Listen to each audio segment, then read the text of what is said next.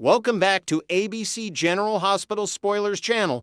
Today, we will learn about the explosive developments coming this Friday, December 19th in Port Charles. The drama intensifies as multiple storylines collide, bringing shocking revelations, tense confrontations, and unexpected alliances that will leave viewers on the edge of their seats. Nathan steps up for Lulu.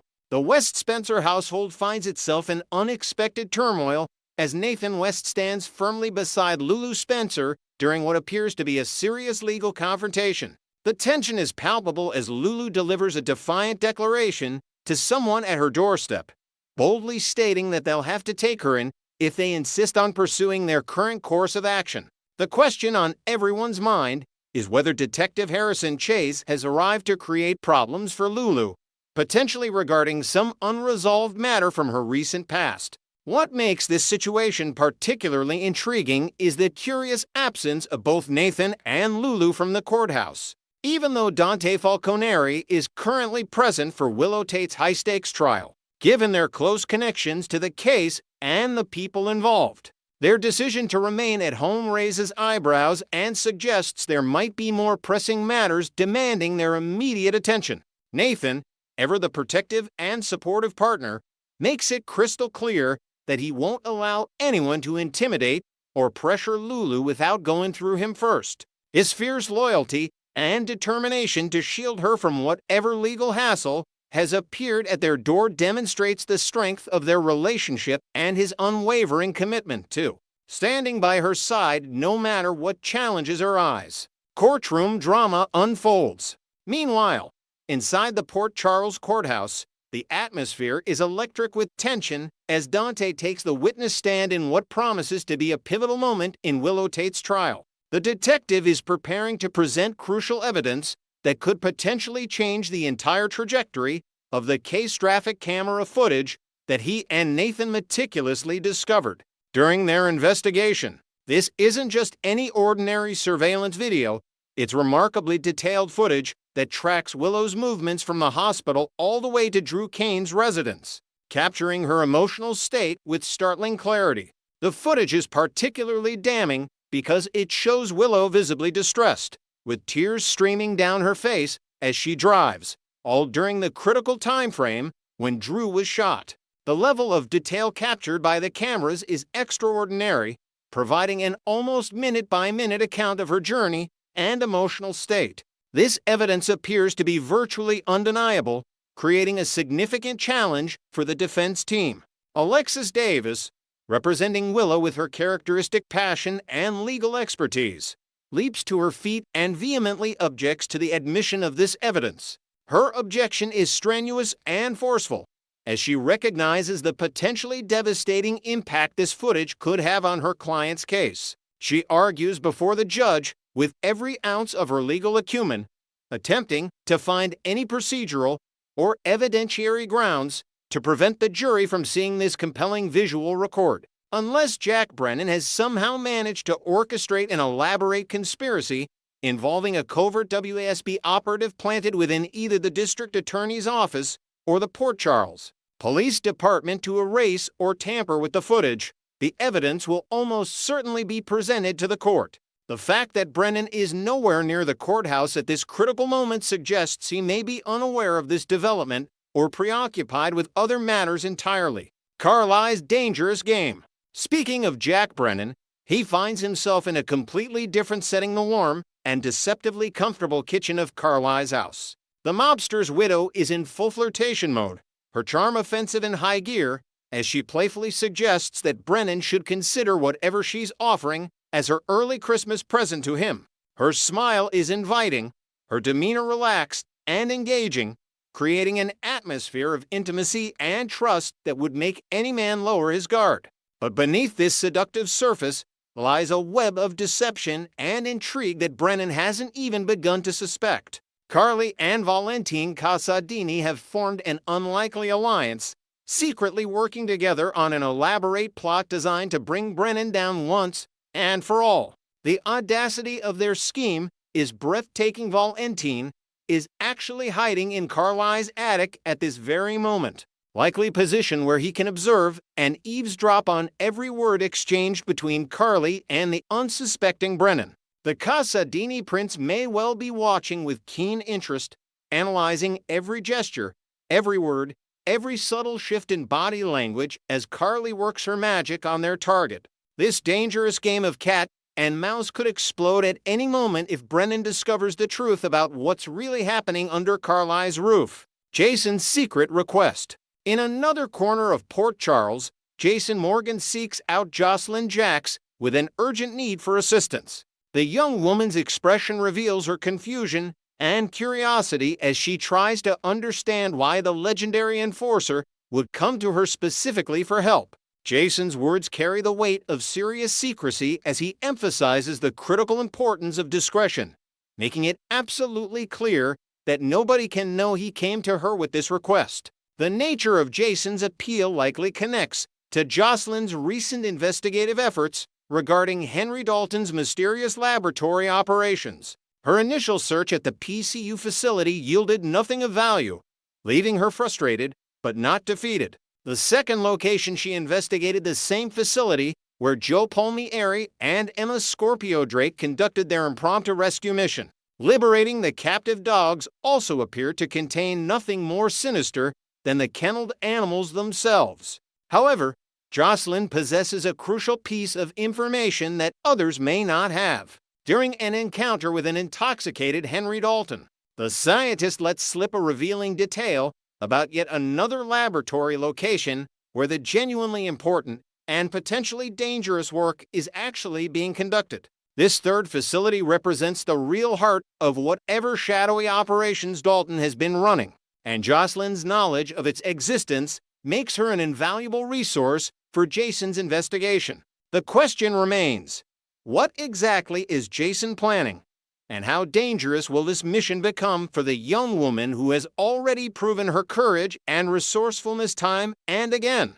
Britt's mysterious condition. Elsewhere in Port Charles, Dr. Britt Westburn finds herself in conversation with someone seeking either information or assistance, with what appears to be Sonny Corinthos lurking in the background of the scene. The Bridge delivers an intriguing response to her inquirer's request, revealing that there's just one catch to whatever they're asking of her. This cryptic statement suggests complications or conditions attached to fulfilling their request, leaving both the person asking and viewers wondering what obstacle or requirement Britt is referring to. One fascinating possibility is that Rocco Falconeri may be the one approaching Britt for help with something. Given Lulu's recent return and her attempts to reconnect with her son while respecting his relationship with Dante, there could be medical or personal matters requiring Britt's expertise or intervention. Perhaps Lulu is considering implementing stricter boundaries or rules for Rocco, and the catch Britt mentions relates to this potential restriction. The involvement of Sonny in the background adds another layer of intrigue, suggesting this matter may have connections to the Corinthos family's ongoing concerns and protective instincts regarding the children in their extended family circle. Anna's terrifying captivity. In perhaps the most unsettling development of the day, Anna Devane remains imprisoned in what could very well be the dungeons beneath Windermere Castle. Her captivity takes a disturbing turn when she's startled by what appears to be some kind of diversion or distraction, prompting her to hurl an object across the room in a mixture of shock, anger, and defiance. The circumstances of what she's witnessing remain ambiguous. Is she looking up at a television screen mounted on the wall, or could she be experiencing something even more technologically sophisticated? The truly chilling possibility is that Jen Sidwell and his associate Pascal are engaging in psychological warfare, gaslighting Anna through the use of advanced technology. They may have created a holographic projection of Caesar Faison, Anna's former nemesis and one of the most dangerous criminals she ever faced. The phrase Great Caesar's ghost takes on new meaning if this specter is indeed a hologram enhanced with artificial intelligence capabilities, allowing it to interact with Anna in frighteningly realistic ways.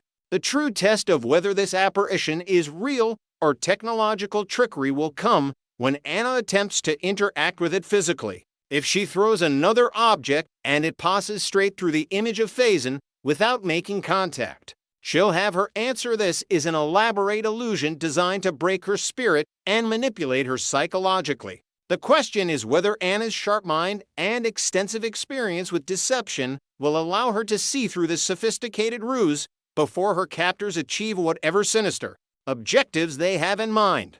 Her survival may depend on her ability to distinguish reality from this high-tech haunting and maintain her mental fortitude in the face of this cruel psychological manipulation. Next, we will learn about the explosive investigation surrounding Drew Kane's shooting and the shocking web of lies, betrayal, and manipulation that threatens to tear Port Charles apart as secrets emerge and relationships crumble under the weight of suspicion. The investigation intensifies. Port Charles finds itself consumed by one burning question that has dominated every conversation and headline. Who pulled the trigger on Drew Kane? The mystery surrounding the shooting has captivated the entire community, with speculation running rampant through every corner of the city. While numerous theories have circulated through the rumor mill, one name continues to rise to the surface with disturbing frequency: Willow Tate, Drew's own wife. The evidence mounting against her has become increasingly difficult to ignore, particularly after last week's devastating revelation that sent shockwaves through the Port Charles Police Department. Detectives discovered that Willow had fabricated her alibi for the night Drew was shot, providing false information about her whereabouts during those critical hours when someone ambushed him. This deception has transformed her from a concerned spouse into the investigation's primary focus, raising uncomfortable questions about what really transpired that fateful evening. A marriage built on betrayal. The relationship between Drew Kane and Willow Tate has been anything but conventional from its very beginning. Their connection started as an affair that rocked the foundations of multiple families when Drew brazenly pursued and ultimately stole Willow away from his own nephew, Michael Corinthos. The scandal was explosive enough on its own, providing ample fodder for Port Charles gossip and creating deep rifts within the Courtroom and Corinthos families. Many of their friends and family members openly hoped that both Drew and Willow would face consequences for their actions, with some even wishing they would remain perpetually single as punishment for their betrayal. However, the situation escalated far beyond a simple case of romantic infidelity. Their affair triggered a devastating chain reaction that culminated in a bitter child custody battle, with Willow's children caught in the crossfire of adult drama and poor decisions. The stakes became impossibly high, and now many are wondering if someone decided that the only solution was to permanently remove Drew from the equation through violence. The Nina revelation and its aftermath. Willow's feelings toward Drew underwent a dramatic transformation after she uncovered a truth that shattered whatever remaining illusions she had about their relationship. The revelation that Drew had slept with her mother, Nina Reeves, proved to be the breaking point that fundamentally altered their dynamic. The betrayal cut deeper than anything Willow had experienced before, exposing Drew's character in ways she could no longer rationalize or forgive. Despite this profound disillusionment and the obvious fractures in their relationship, the couple made the shocking decision to enter into marriage. However, this wasn't a union born from love or reconciliation. It was a calculated legal maneuver designed solely to strengthen Willow's position in her custody battle. By becoming Drew's wife, Willow gained certain legal protections and advantages that could prove crucial in court proceedings. The marriage was purely strategic, a business arrangement wrapped in the veneer of matrimony, making their current situation all the more complicated and suspicious. Willow under the spotlight. Among the various individuals who had motive and opportunity to shoot Drew Kane, investigators have zeroed in on Willow as their primary suspect, and she now faces the very real prospect of standing trial for attempted murder. The intensity of the scrutiny surrounding her has reached fever pitch, with Assistant District Attorney Justine Turner leading an aggressive prosecution strategy that seeks to prove Willow's guilt beyond any reasonable doubt. A recently released promotional video for upcoming episodes shows Turner confronting Drew directly in what appears to be a pivotal courtroom moment, pointedly asking him whether he knows the identity of his shooter.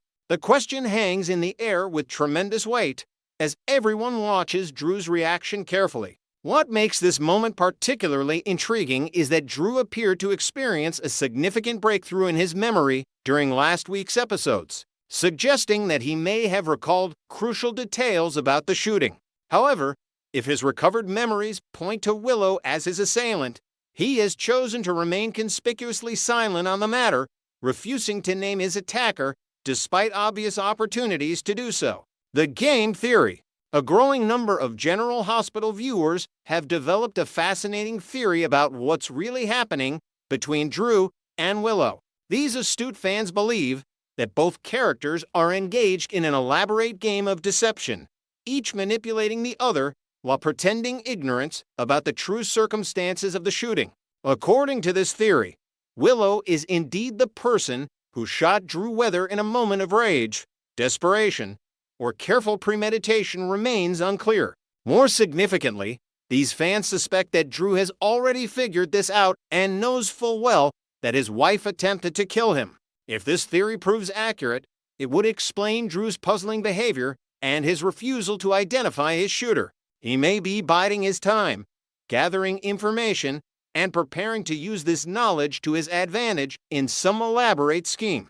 The psychological chess match between them would represent a new level of manipulation even for these two characters who have already demonstrated their willingness to deceive and betray. The spousal privilege strategy. The timing of Drew and Willow's marriage takes on an entirely new significance when viewed through this lens of mutual manipulation. By legally binding themselves together as husband and wife, they created a powerful legal protection that could prove crucial in the investigation and any subsequent trial. Under the law, spouses cannot be compelled to testify against one another in criminal proceedings, a privilege that shields their private communications and observations from courtroom scrutiny. If Drew truly suspects or knows that Willow shot him, their marriage creates a strategic advantage that works in his favor. He gains leverage over her while simultaneously preventing prosecutors from forcing either of them to reveal damaging information about the other. This legal shield could be the key to whatever plan Drew is formulating, allowing him to control the narrative and timing of any revelations. The marriage that appeared to be solely about custody rights may actually serve a much darker purpose in Drew's calculations. A vendetta in the making. General Hospital spoilers are hinting at something truly sinister developing beneath the surface of this already complicated situation. According to these advanced teasings, Drew Kane is preparing to execute what may be the most ruthless and dastardly vendetta of his entire time in Port Charles. His history of manipulation and revenge schemes pales in comparison to what he apparently has planned. The question that has fans buzzing with anticipation is whether Willow will be the target of this elaborate revenge plot. If Drew knows she shot him and has been playing along, pretending ignorance while secretly planning his counter-strike, Willow could be walking into a trap she never saw coming. Drew has the motive attempted murder and now potentially the means through their marriage and his protected knowledge. The vendetta could involve destroying her custody case, exposing her to criminal prosecution at the perfect moment, or something even more twisted that takes advantage of their legally protected relationship. Whatever Drew has planned, it promises to reshape multiple lives in Port Charles and potentially set a new standard for betrayal and revenge in the show's history. Next, we will learn about the remarkable journey of Nancy Lee Grahn, a beloved actress whose illustrious career has spanned nearly 5 decades in the world of daytime television. From her humble beginnings in the suburbs of Chicago to becoming one of the most respected and celebrated performers in soap opera history, Grahn's story is one of dedication, talent, and unwavering passion for her craft. Nancy Lee Grahn was born on April 28th in Evanston, Illinois, and spent her formative years in the neighboring town of Skokie. Growing up in the Chicago suburbs, young Nancy discovered her love for performing arts at an early age. Her theatrical debut came during her teenage years when she took the stage in a production of the classic musical Guys and Dolls.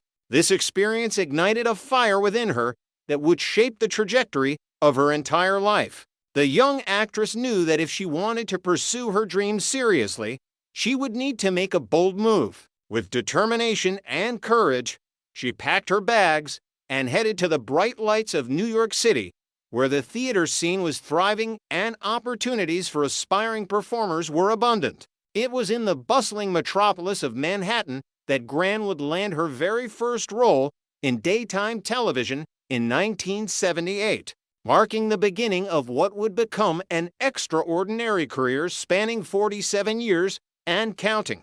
Grahn's entry into the soap opera world came through the doors of One Life to Live, where she portrayed Beverly Wilkes, the efficient and loyal secretary to the character Marco Dane. From 1978 to 1982, she brought this supporting character to life with professionalism and charm. What made her situation unique during this period was that she was not under contract with the show, which meant she had the flexibility to appear frequently without being tied down to a long-term commitment. The arrangement required her to provide only 7 days' notice if she decided to leave the show. This flexibility would eventually come into play when an exciting opportunity presented itself. Grahn was being considered for the role of Stella Siegel on NBC's crime drama series The Gangster Chronicles, and she exercised her right to give her 7-day notice to pursue this potential primetime role. However, this decision did not sit well with everyone involved. One of OLTL's producers, Joe Stewart, took legal action against the actress for what he perceived as an abrupt and problematic departure, filing a lawsuit that could have had serious implications for her career. During this challenging time, Grahn sought counsel from one of the show's most respected veterans, Erica Slezak, who portrayed the iconic character Vicky Lord on One Life to Live. Slezak, known not only for her immense talent, but also for her integrity and sense of justice, was outraged by the producer's actions against her colleague. Without hesitation, Slezak took it upon herself to intervene on Grahn's behalf. She marched directly into Joe Stewart's office and delivered a powerful ultimatum, calling his lawsuit against Nancy mean and unwarranted. Slezak's willingness to put her own standing at risk by getting involved in a major legal dispute to defend a fellow actress whom she believed was being treated unfairly demonstrated the kind of solidarity and moral courage that is all too rare in the entertainment industry. This act of kindness and bravery created a bond between the two actresses that would endure for decades. Their friendship would come full circle many years later when Erica Slezak made a special appearance on General Hospital, portraying the character Ronnie Bard. The reunion was emotional for both actresses, and they finally had the opportunity to share screen time together in a memorable scene at the reading of Monica Quartermain's will, bringing their professional relationship to a beautiful full-circle moment. In 1986, Nancy Lee Grahn's career took a significant turn when she landed the role of Julia Wainwright on the NBC soap opera Santa Barbara. This was not just another job. It was a career-defining role that would establish her as one of daytime television's premier talents. On Santa Barbara, Grahn was paired with actor Lane Davies, who played the complex and intriguing character Mason Capwell. The chemistry between Julia and Mason was electric, and audiences immediately fell in love with their dynamic relationship.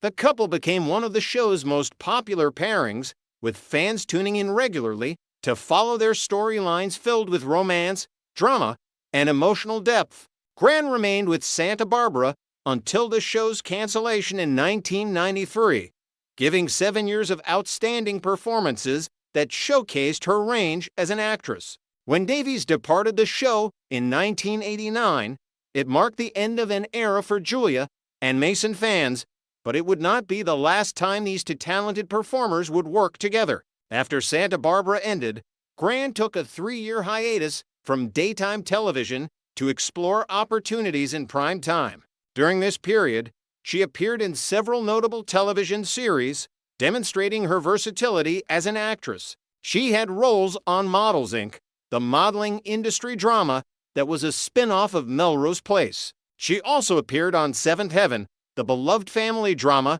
that captured the hearts of viewers across America. Additionally, she had parts on Melrose Place itself, the wildly popular nighttime soap that dominated the 1990s, and Murder One, the critically acclaimed legal drama that pushed the boundaries of serialized storytelling on network television. These varied roles allowed Grahn to stretch her acting muscles in different directions and prove that her talents extended far beyond the world of daytime drama.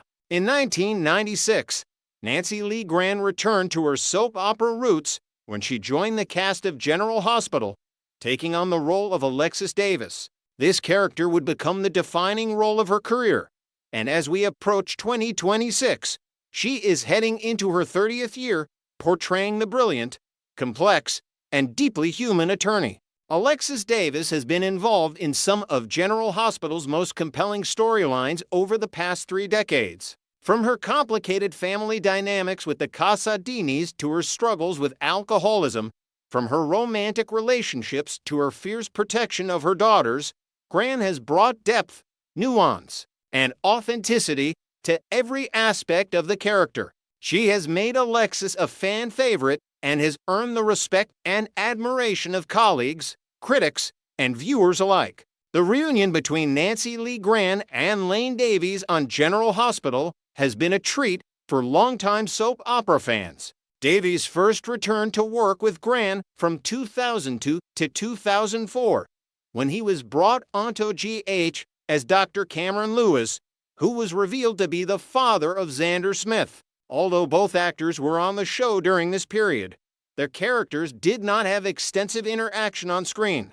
which was somewhat disappointing for fans who remembered their magical chemistry from Santa Barbara. However, that would change dramatically in 2024, when Davies made another return to General Hospital, this time portraying Fergus Byrne, a sharp and formidable attorney. This appearance was strategically timed to coincide with the 40th anniversary celebration of Santa Barbara, paying homage to the show that had meant so much to both actors and to the devoted fans who had followed their careers. When Fergus Byrne went up against Alexis Davis in legal proceedings, it gave Grahn and Davies the opportunity to finally share substantial screen time on General Hospital, sparking nostalgia and excitement among viewers who had been waiting years to see these two talented performers work together again. Nancy Lee Grahn's exceptional work has not gone unrecognized by the industry. She has received an impressive 13 Daytime Emmy Award nominations throughout her career, a testament to the consistent quality and impact of her performances. She has taken home the prestigious gold statue on 3 occasions, each win marking a significant milestone in her journey. Her first Emmy win came in 1989, when she tied with actress Debbie Morgan, who portrayed the beloved character Angie Hubbard on All My Children, for the Outstanding Supporting Actress in a Drama Series award. This shared victory was a beautiful moment that highlighted the incredible talent present in daytime television during that era. Grahn's second Emmy win came in 2012, once again in the Outstanding Supporting Actress category, this time for her portrayal of Alexis Davis on General Hospital. The recognition affirmed that her transition from Santa Barbara to GH had been not only successful, but truly exceptional. Most recently, in 2025, Grahn achieved what many consider the pinnacle of daytime recognition when she won the Outstanding Lead Actress Emmy. This win was for her devastating and emotionally raw portrayal of Alexis as she grappled with the tragic loss of her daughter, Sam McCall. The storyline required Grahn to dig deep into the darkest corners of grief, and she delivered performances that left viewers in tears and critics in awe of her abilities. Beyond her daytime work, Grahn has also made memorable appearances in primetime television, demonstrating once again that soap actors possess the range and skill to excel in any format. One particularly fun crossover moment for soap fans occurred when she appeared on Castle, the popular crime dramedy that aired from 2009 to 2016. The show starred Nathan Fillion as Richard Castle, a mystery novelist who partnered with the NYPD to solve crimes. Fillion himself had soap opera roots, having played Joey Buchanan on One Life to Live before transitioning to primetime and film success. In the 10th episode of Castle's 5th season, titled Significant Others, Grahn portrayed a character named Samantha Voss, giving fans of both actors a delightful opportunity to see two daytime veterans share the screen in a completely different context. In her personal life, Nancy Lee Grahn is the proud mother of a daughter named Kate, who was born in 1988. While Grahn has always been protective of her daughter's privacy, it is clear that motherhood has been one of the great joys of her life and has undoubtedly informed some of the emotional depth she brings to playing Alexis, a character for whom motherhood is central. In recent years, Grahn has undertaken the ambitious project of writing her autobiography, a book that fans are eagerly anticipating. While no specific release date has been announced yet, the autobiography promises to offer readers an intimate look at her nearly 5-decade journey through the entertainment industry, sharing behind-the-scenes stories, personal reflections, and insights into the world of daytime television from someone who has lived it at the highest level. As Nancy Lee Grahn continues to grace our screens as Alexis Davis on General Hospital, approaching her 30th year in the role, her legacy in daytime television is already secure. She represents the best of what soap opera acting can be, bringing intelligence, emotional honesty, and unwavering commitment to her craft every single day. Her journey from a teenager performing in Guys and Dolls in the Chicago suburbs to becoming a 3-time Emmy winner and one of the most respected actresses in daytime history is truly inspiring and serves as a reminder of what can be achieved through talent, hard work, and genuine love for one's art.